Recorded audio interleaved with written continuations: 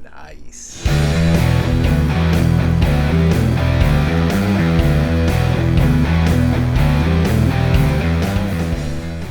Hello YouTube. You're here because you probably have one of these beautiful amps. Marshall JVM 410H. Great sounding amp. But I've noticed over the last couple of months that when I turn it on, it doesn't actually come on right away.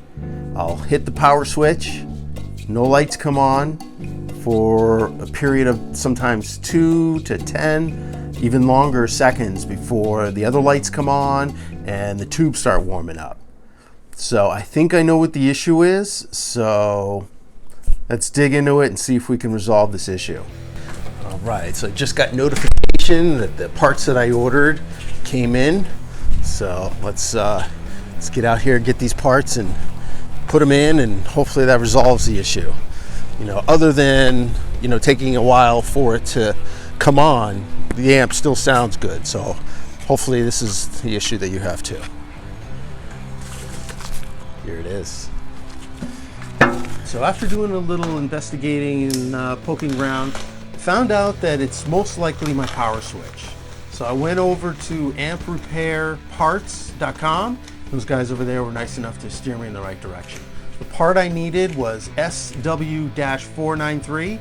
That's for the JVM 410H, but they do have other switches and other parts for Marshall and other amps. So if you need anything, pop over there. I'm not sponsored by this or anything. They were just nice enough to help me out.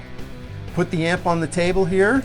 There's 4 screws on the back for the grill. Just remove those 4 screws, take the grill off, put the amp on its side. There are 4 screws underneath. Just remove those 4 screws.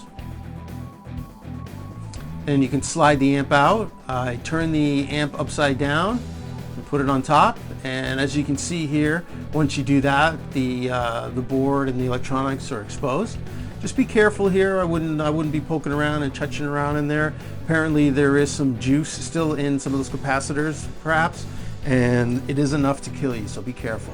I took a picture of all the switches and the wires that were connected, just so I know how to put them back when I was done putting the new switches in. Once you pop those wires off of the switches, then just use a screwdriver on the top and push down. There's a little plastic piece on top that just helps wedge it in. So just push down on that and start to push the switch out. I wouldn't do it too hard.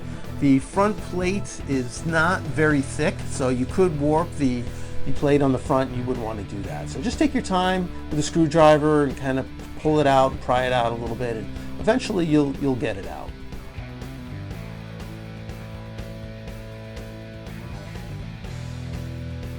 Like I said here, since I had it open, I replaced the power switch as well as the standby switch. So just pop in the power switch and the standby switch.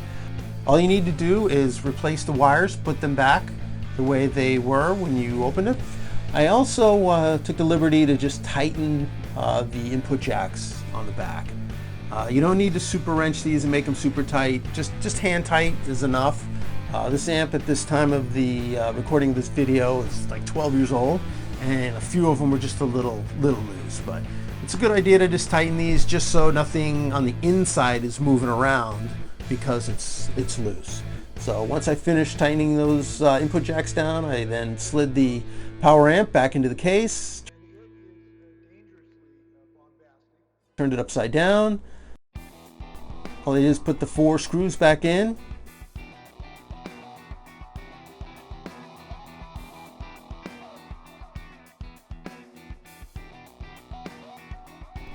All right, put the amp back up. I put the back grill back on with the 4 screws.